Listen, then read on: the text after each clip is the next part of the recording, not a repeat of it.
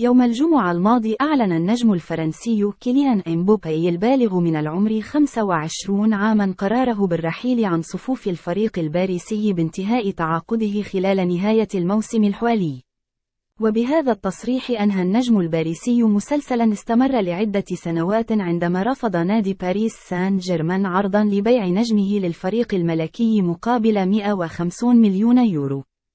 وفي العام التالي 2022 كان كيليان قاب قوسين أو أدنى من الانتقال إلى النادي الملكي في صفقة انتقال حر، لولا تدخلات رفيعة المستوى وصلت إلى رئيس جمهورية فرنسا إيمانويل ماكرون الذي أقنع اللاعب بتوقيع عقد جديد يمتد حتى 2025 شريطة موافقته التجديد في الموسم الثالث.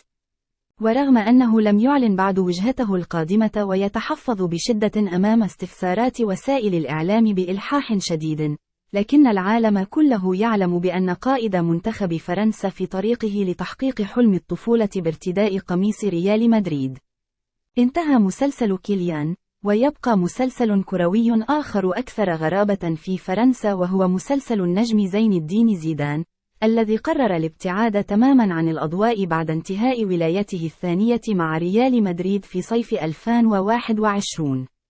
وباتت عودة زيدان إلى عالم التدريب مسلسل نهايته غير معلومة أو محددة رغم التكهنات الصحفية التي أثيرت حوله من حين لآخر بشأن فرص تدريبية مغرية. ارتبط اسم زيزو بتدريب العديد من الأندية المرموقة مثل مانشستر يونايتد الإنجليزي وبايرن ميونخ الألماني ويوفنتوس الإيطالي وأيضا باريس سان جيرمان الفرنسي ومنتخب البرازيل، وحتى العودة مجددا للمرة الثالثة إلى ريال مدريد.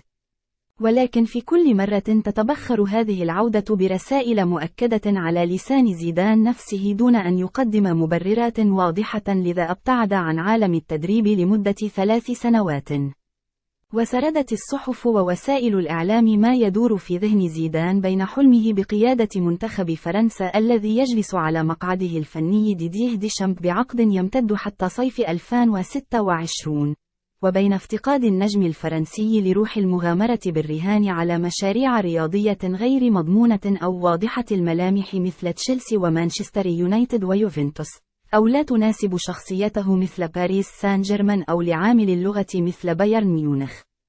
في صيف 2024 اكتمل مسلسل كيليان من نهايته، لكن يبقى مسلسل زيدان مستمرا بحلقاته التي تربطه كل فترة بفريق جديد، دون أي موقف واضح من المدرب الفرنسي الهادئ، الذي يفضل الصمت وسط غابة التوقعات.